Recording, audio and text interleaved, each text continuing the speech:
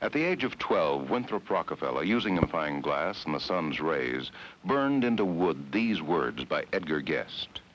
Somebody said it couldn't be done, but he, with a chuckle, replied that maybe it couldn't, but he'd be one who wouldn't say no till he tried. So he buckled right in with a trace of a grin on his face, if he worried he hit it. He started to sing as he tackled the thing that couldn't be done, and he did it.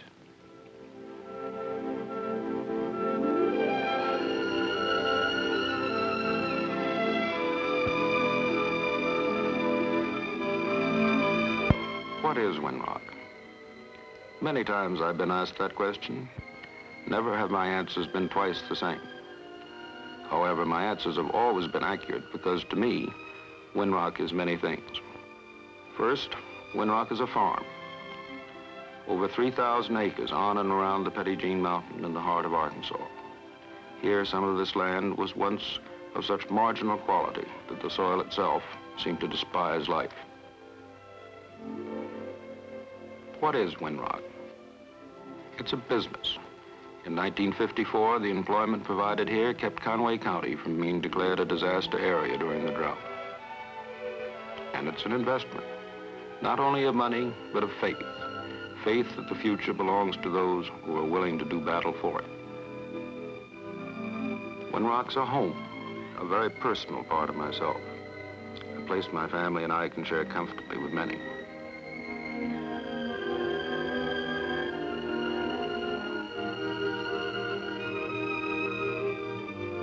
What is Winrock? Winrock's a community, one in which people of different backgrounds have united to fight, not each other, but the common challenge.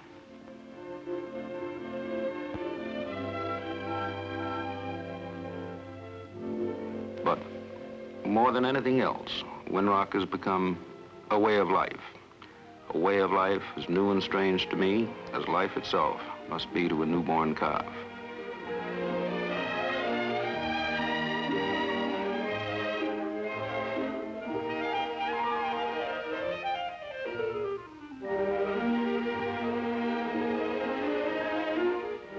Like a newborn calf, I find I have inherited memories that make familiar the faltering steps I had to take before walking was possible.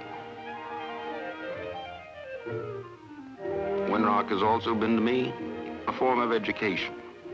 I've been fortunate to have around me men who are willing to learn with me while they also teach. It has been from the daily lessons forced on us that has come the knowledge we've needed to plan for the future. Our first plans, made back in 1953, there on the porch of the original house, were naive in many ways. It started simply. I wanted to make the old house livable, so I looked around for a man to design 2 additional bathrooms and a kitchen. Ed Cromwell, the architect, built the additions. That was in 1953. As of this interim report in 1957, he is still at work in the building of Winrock.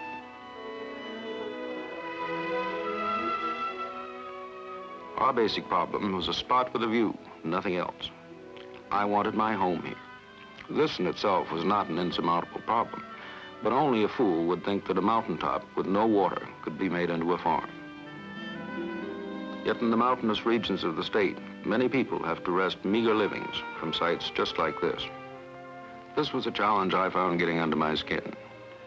Despite the terrain, I felt this could be made into a workable, profitable cattle farm. Of course, the first of our jobs was getting to know exactly what our problems were. This meant studying each potential pasture until we knew it well enough to call it a friend. Of tremendous help here was Jim Irving of the U.S. Soil Conservation Corps. After this careful study, we went to work. We faced the job of clearing the land without laying it bare to the grasping hand of erosion. You see, Arkansas is subject to sudden downpours that put you seriously to considering the example set by the late Mr. Noah. Then the state blisters under the long summer months of beating sun with little rain at all. A better formula for losing topsoil has not yet been devised. So it was that each bit of terrain had to be studied and intimately known before the trees could be removed. We had to think of our bulldozer as you would a pair of manicure scissors.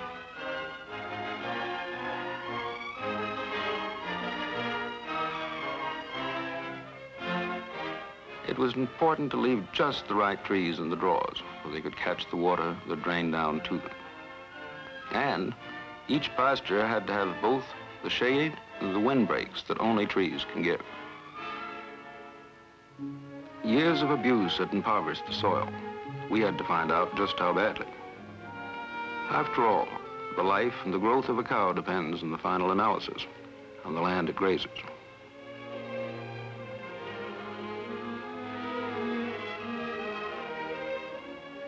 We had to plan our pastures for rotated grazing.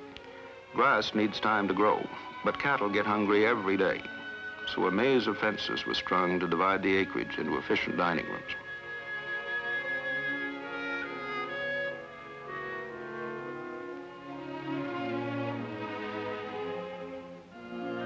To the best of our ability, we planned for our immediate needs and for the future. It was challenging and exciting to take this old farm and show what could be done, not just with money, but with practical imagination.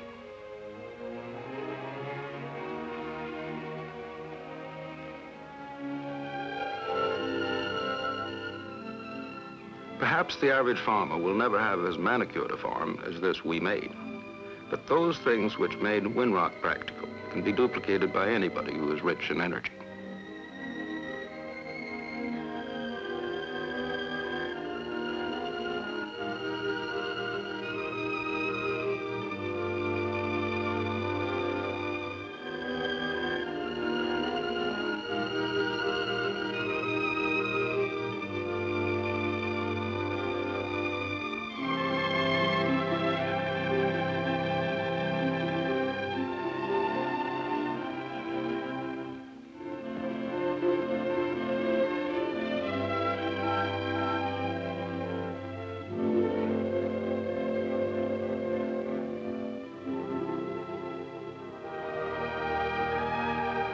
Scientific pasture planning was only part of our problem. Care had to be exercised in choosing the kind of cattle to be served by this land. The herds had to be able to withstand either heat or cold, excessive moisture or drought. But through all of this, if the project would make any sense at all, they had to thrive on the food available to them.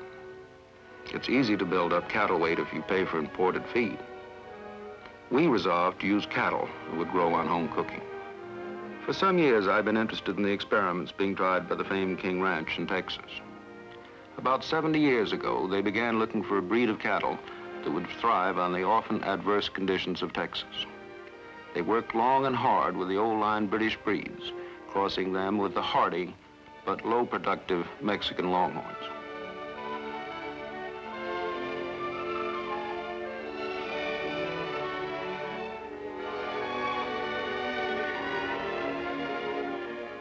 These crosses produced more desirable cattle, but as time went on, it was found that the desired qualities died out with the succeeding generations.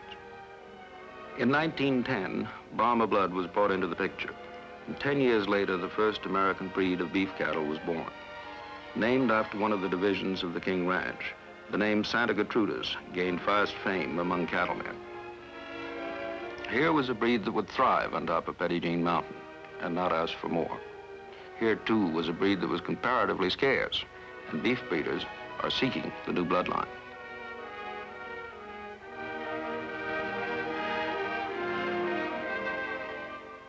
G.W. Atkinson owns a farm in Palermo, Arkansas, as big as mine.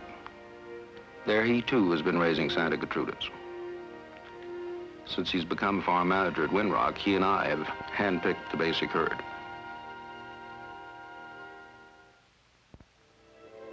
The Santa Gertrudis has the advantage of the Brahma without its disadvantages. The Brahma is large, but he is not heavy enough in the hindquarters to produce the most desirable cuts of meat. Most important, the Brahma is indifferent to insects and heat. To utilize these advantages and to get the right kind of weight, the Brahma was bred to the Shorthorn, and it was found that the mixture would breed true to type. The Shorthorn is liable to diseases that are hard to combat in this part of the country. The Santa Gertrudis, while being bred away from this, has kept the Shorthorn's meat quality and its heavy, profitable hindquarters. Rock here was brought to Winrock for the highest price ever paid by an individual buyer of a Santa Gertrudis bull. His lines and breeding were what we needed for a good herd. He's a good advertisement, and he's sired over 160 calves. I'll never understand why he looks so unhappy in his work. Our thinking here at Winrock is that we will, by careful breeding and ruthless culling, have the type of herd we want in about 10 years. But even now, we have a few prototypes of what we expect to have then.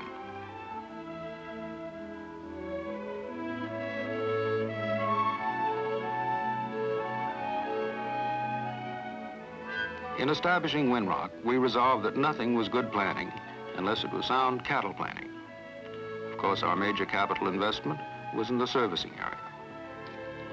I don't think many realize it, but there is more capital investment in the average American farm than there is in the average American business. We were careful in the selection of our tools, major and minor. And here, too, all of our basic plans could be duplicated on any scale by any cattle farmer.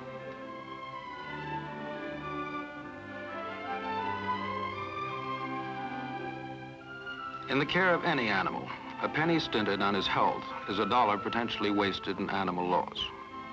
Being both a breeding and an experimental farm, constant inspection and checking on each animal is important. But with 600 to 1,000 animals per year, it's a big job.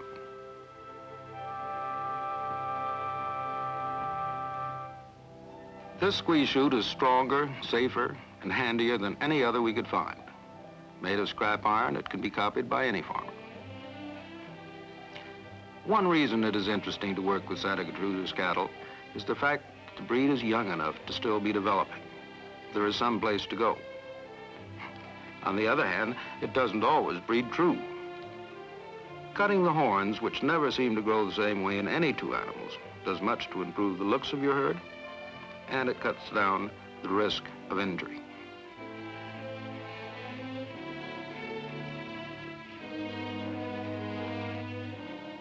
The brands on these animals are important. We have resolved that our brand, the WR, will be put only on those animals that we consider to be the very best of their breed. In the future years, as our cattle are shipped throughout the world, we want our brand to command as much or more respect than the S brand placed on a certified animal by the Santa Gertrudis Breeders Association. There is still much to be learned about preventive medicine for cattle. We want to do research on, among other things, the reason some cows are slow to breed. We'll have a program of publishing our findings when we have them, and so help others increase their calf crop. And Winrock is tailor-made for experiments in the effects of trace minerals on breeding and growth. This program is under the direction of our full-time vet, Dr. James Ferguson. Since a single Santa Gertrudis bull has sold for as high as $40,000, this program can pay for itself with the saving of one animal.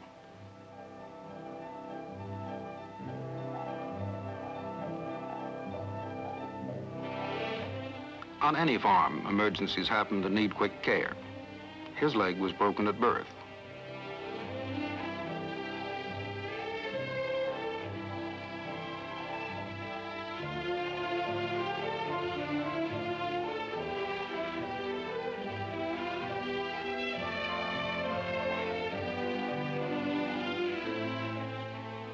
Cattle farms have bottle babies, too.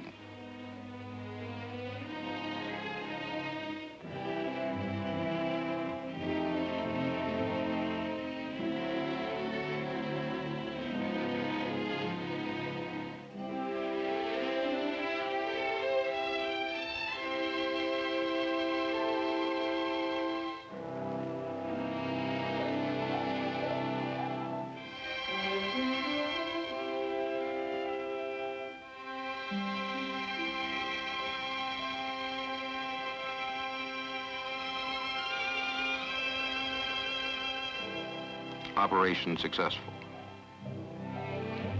A week later, he was literally as good as new. In the old days, a cattleman never went anywhere without a couple of 2x4s and some 10-penny nails in his pickup so he could keep his pens and chutes in repair. These pens and chutes are made of used oil pipe, available to any farmer. They cost more to put up than wooden pens, but their only maintenance is an occasional coat of paint.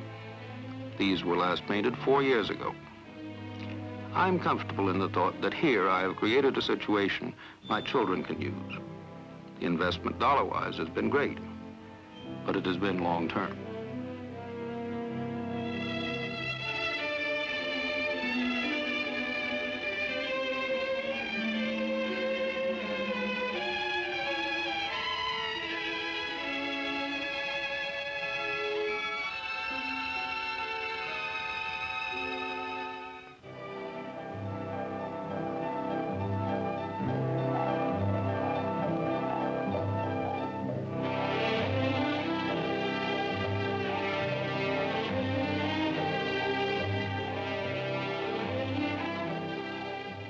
As a supporting farm for the 640 acres we had on top of the mountain, we went into the valley for an additional 2,400 acres. This lower farm, called the Rockwind Division, will be the core for future expansion. Since in the valley, life is abundantly given, it is there that we'll grow our winter feed. This year, it produced 34 tons of silage per acre. Only with this top management team, which includes Ray Lilly, maintenance, and Floyd Trafford, accounting, working with me, could Winrock Farm have approached the dream I'd envisioned. But it seems that each improvement we make calls for 2 more.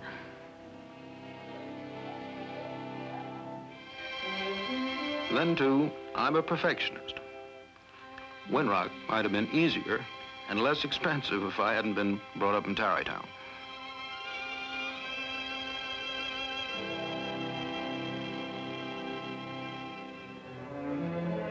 The one job that never ends is that of providing water for the mountaintop. The previous owner of this property once dug a 900-foot well, and for his pains, he's received a slight show of gas. Our approach has been different. We are prepared to pump water up from the valley, but we are doing all that we can to use efficiently the water that falls from the sometimes parsimonious heavens.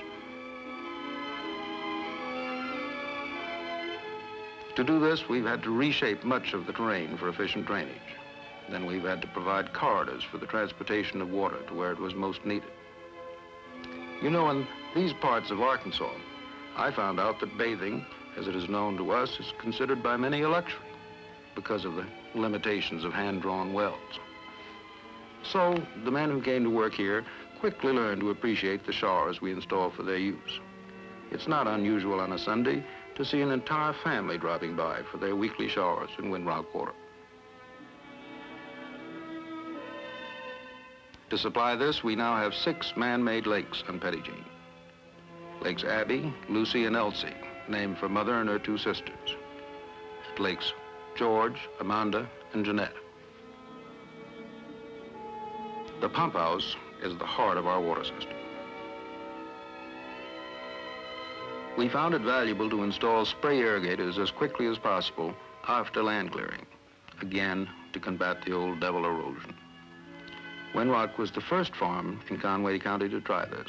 Now there are 28 other such systems in this county.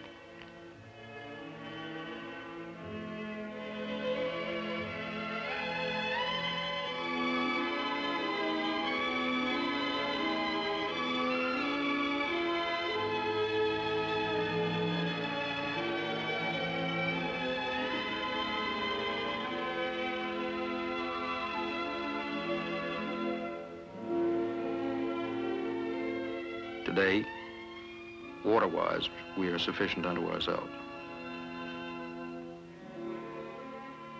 We are proud, too, of the purity of our water, which is constantly checked and tested.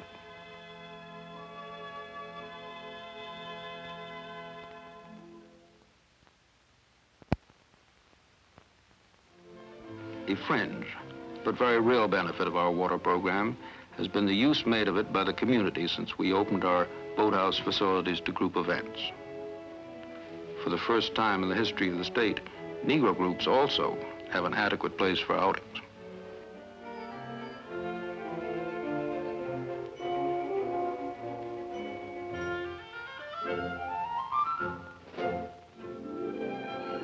What is Winrock?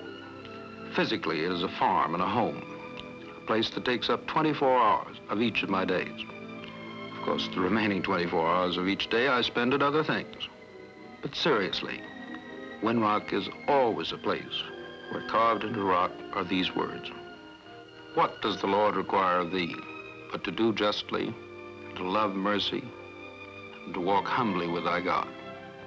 This is a thought that is with me each day as I start out on my appointed tasks. Mornings at Winrock are probably the most beautiful time of the day. I find it hard to leave for the office and the day's work, but I'm reminded of my duties by Jim Brand, who has a planning problem for my decision.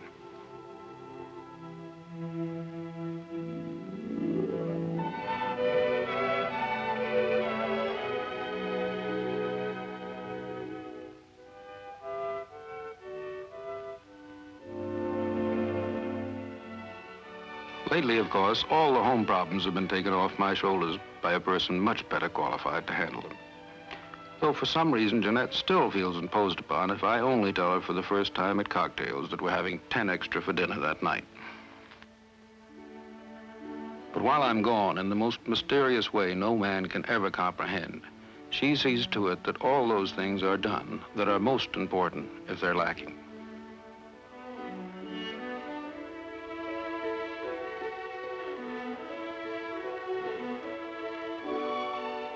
The only real complaint I have is the cooking. I have found my will to diet becoming weaker and weaker with each of Ben's concoctions. I find it fantastic that this man is never fazed by numbers. Breakfast for 2, lunch for 2,700, or a dinner for 100 is SOP to him. My cattle should gain weight as quickly as do Ben's clients.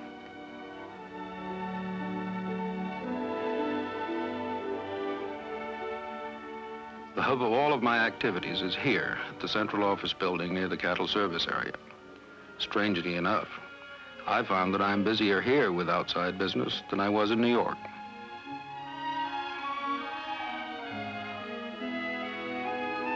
Jane Bartlett tries to keep me straight on business affairs, and Hortense Hudson handles the needs of Winrock Farm.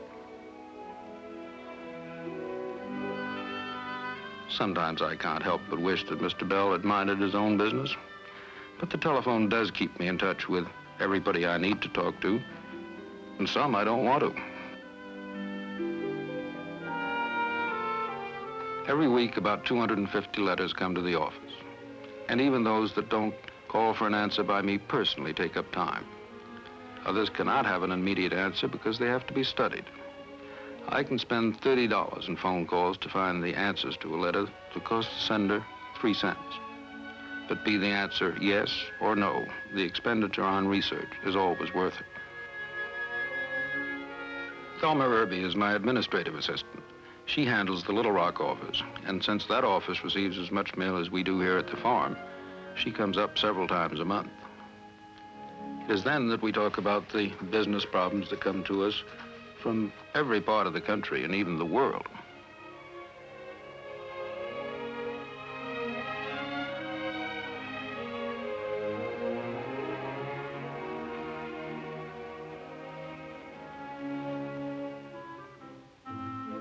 Of course, not all the demands on my time are business.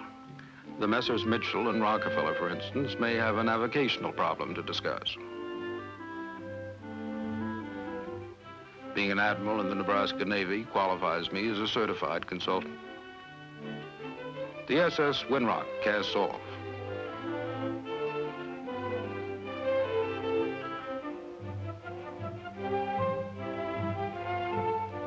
Oh well, success is not always measured in feet or inches or millimeters. Always after a pleasant interlude like that, there is the trip back to the office. But I'm conscious of life going on rather excitingly at the main house.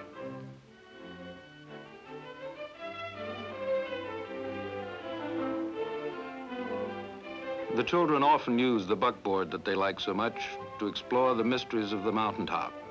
Perhaps they're going to the grave of Pettigene, the French girl who gave the mountain her name when she died, trying to find her true love.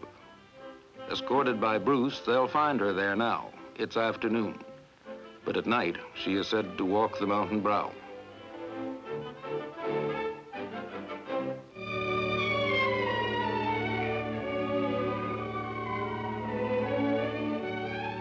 Back at the office, there are maintenance and improvement problems to go over. The car in question, which Jimmy Hudson brings, concerns the money to be spent for a cattle operating table. This in itself is no problem. Then GW asks, but where do you put it? And if you have an operating room, what about planning for the future and combining it with an artificial insemination freezer, and an abattoir, and a walk-in icebox? But then George Reynolds comes in to talk about some new investments for Winrock Enterprises. It seems there's a group who has a plan to build a retirement center for the aged. It's a well-thought-out plan, one with a lot of possibilities for return. It's worth looking into. And as GW and Jimmy Hudson take money out of my left pocket, and George Reynolds takes more money out of my right-hand pocket, I can't help but hear my father's voice saying, and what do you have left in either pocket? And often I agree, it's a good question. And speaking of questions, always there are some from Bill Rock, director of AIDC, and George Dudley, president of IBEC Housing. But not all of our visitors are business. Each year, some 60,000 people come to Winrock to just look around. These people range from school children to farm groups who come to study our methods and our plant. It had been amazing to me that we have consistently had people who we would welcome again. And two, you'd be amazed at how often one of these visitors will come up with a suggested improvement that is sound enough for us to follow.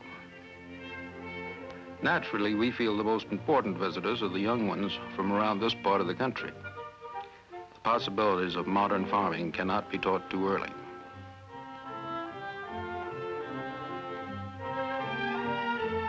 As I look at my son, Winnie, I can't help but feel there's something naturally healthy about a boy and an animal together.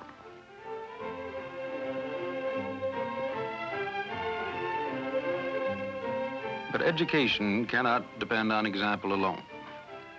The Arkansas school system reflects the fact that the state is one of the poorest in the nation. So working closely with the school board, I built a model school at Malton, 18 miles from the farm. Its design is one that can be useful beyond the borders of our state. Divided into separate buildings, it gives each grade an area designed for its special needs. But I found that a building is a minor part of the job. We're constantly working on new programs for the children.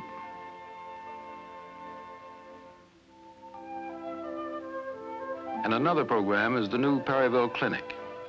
Perry County, south of Winrock, was one of 11 counties in the state that didn't have a doctor. Since the standard rate for doctors around here is $1 a mile over and above their fees, families many miles away from medically more fortunate parts of the state were not getting the care they needed. In return for my promise of equipment and 3 years of support, the community raised enough money to pay for the building. A major miracle in a community of this size. Another first for this area is the Petit Jean Airport, which I built and gave to the state. Personally, I find it a veritable lifeline on those frequent occasions when I have to go off and keep in personal touch with Williamsburg or with IBEC Housing. And occasionally, when I'm very lucky, Jeanette's heavy schedule permits her to join me. However, the airport is valuable to more than just the Petit Jean area. When the Little Rock Airport decides to be fogged in, commercial airlines have found this a safe and welcome refuge. And as concerns Arkansas as a state, it has become a real depot for those of us who work with AIDC.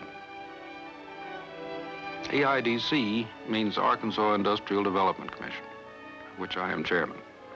Our task is to create industrial jobs for Arkansans. In our first year of operation, over 10,000 new jobs opened up, bringing Arkansas 31 million new payroll dollars. The economic impact of this program has been so significant that the governor frequently joins us.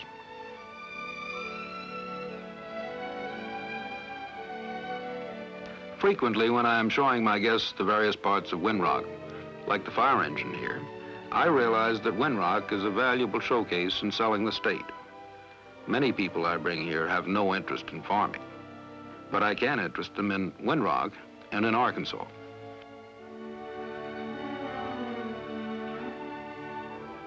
Many men I find are most interested in our machine shop. Here they can see Arkansas at work. This state has comparatively inexpensive land and labor is plentiful.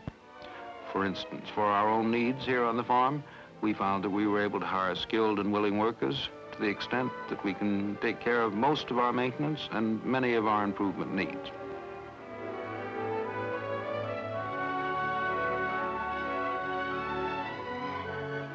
Superintending this work is Jimmy Hudson.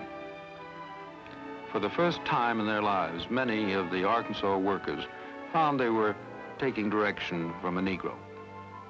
They may have resented it at first, but as time went on, they found they were comfortable working with a man they could respect, no matter what his color. As I spend my days working with old and new friends, I found that the farm, my Winrock enterprises, my AIDC efforts, and all of the other interests meld into one rather wonderful job, a completely new way of life. And making a new life for ourselves in Arkansas has been quite an experience for the whole family. It's taken a lot of planning to make the adjustment comfortable for those who are around us, as well as for ourselves. Like Ann, we've all learned the value of privacy, as well as we've learned to participate in the kind of activities that bring one into and make one part of the community. The fact that we've been able to make Winrock Farm a hub for the ever-enlarging wheel of activities in the area is a tribute to the genuine warmth and understanding of our neighbors.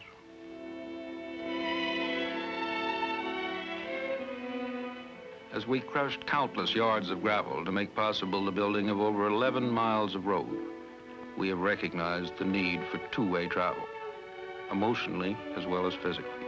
We've sent out into Arkansas what we could. Arkansas, in return, kept the trade balance most favorable. In the evening, as we enjoy friends such as Frank Newell, who was responsible for my coming to Arkansas and finding Winrock, I am most conscious of the fortunate blending we've experienced.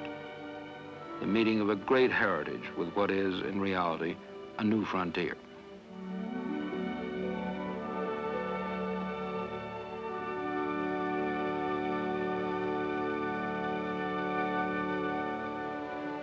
Recently, I found my hours at my desk have grown longer. Winrock is a thief of time. It is hard to realize that the day is over when, although you've gone steadily, there is still so much yet to do.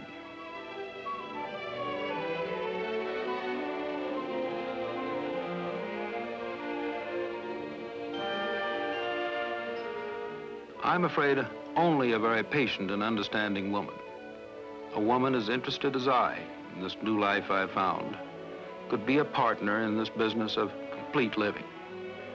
She's had to become a clock watcher because I've lost the art. I can't count the times when she's prepared the way for functions I haven't forgotten, but merely lost in my maze of practical dreams.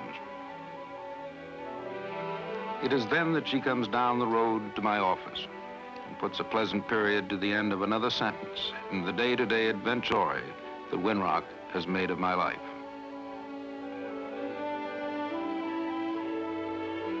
And recently I began a new chapter in that story. To celebrate this, my friends, both old and new, gathered in our new dining room.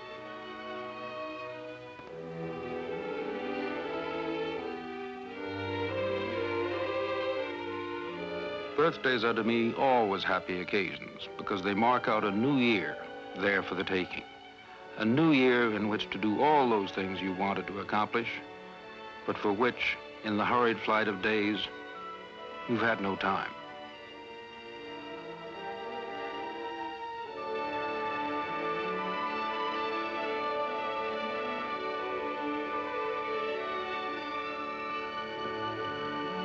Birthdays are also a time of Thanksgiving, and I have much for which to be grateful. I'm grateful for those who have shown me the way in the past. I'm grateful for those who are finding their ways with me now. Jeannette, Bruce and Ann, my friends who have done so much to make Winrock a living, breathing entity. At times of reflection such as this, I know the cynical will say, give anybody enough money and they can physically duplicate Winrock. I'm not arrogant enough to disagree with them. Perhaps they could improve Winrock.